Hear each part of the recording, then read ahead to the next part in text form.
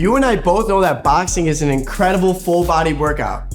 If you really want to maximize your workout and start throwing harder, crisper punches, you need to master 3 core principles first. When you're working out at home, learning how to box with proper technique can be difficult because you don't have access to dope boxing gyms. You don't have a professional trainer telling you what you're doing right and wrong. I've seen countless amounts of people start boxing and struggle to see progress or get better because they didn't start with the right foundation. My name's Aaron Swenson. I'm a professional fighter and 2-time national kickboxing champion. I've been training people for over 15 years, and I pride myself on teaching technically and intentionally. So today I'm gonna teach you 3 things that are foundational that you can do to get more power and better technique in your punches.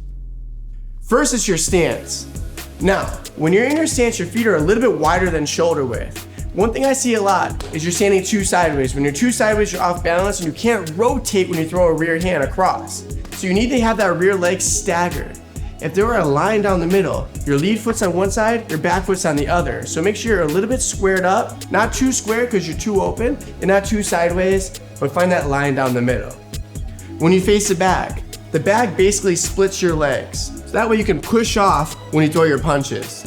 The weight's on the back leg, elbows in, hands up. Secondly, let's talk about breath.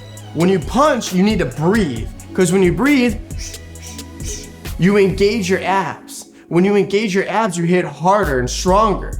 The other reason that nobody talks about because the bag doesn't hit back is that when you breathe, you're letting the air out, so when you get hit, you don't get the wind knocked out.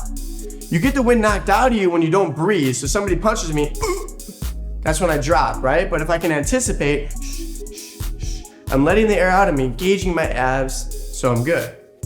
Lastly, let's talk about weight transfer. When you throw punches, you're constantly shifting weight from leg to leg. The arm is just along for the ride. All the power's in your legs and your hips. So I had a coach break it down for me one time. He said, Aaron, how much you weigh? I said 150. He goes, what's 70% of 150? I go, it's around 120. Don't quote me on that. The idea is if you start with 70% on your lead leg, and I'm throwing a lead hook, how much of that 70% can I shift back determines how much power is in the hook. The arm is just a lever. It's just along for the ride. It's locked in. So a good way to measure that is when I throw the lead hook, I hold it out. And I ask myself, can I lift up this leg right now without shifting more weight? Right now I can. That means I have more weight that can be transferred to give me more power behind that hook. Make sense? So now when I throw the lead hook, I'm gonna hold it, and now I'm like, okay, I got some weight back. So I know there's more power behind that hook. So when you punch now, I want you to hold it out and ask yourself, can I lift up the leg? Am I really transferring weight from leg to leg? And that's gonna give you more power in your punches. Try to keep those things in mind the next time you do your boxing training. If you really wanna start making progress, I highly recommend checking out the Fight Camp iOS app today. There's over 700 unique boxing and kickboxing workouts for everyone from experienced fighters to beginners.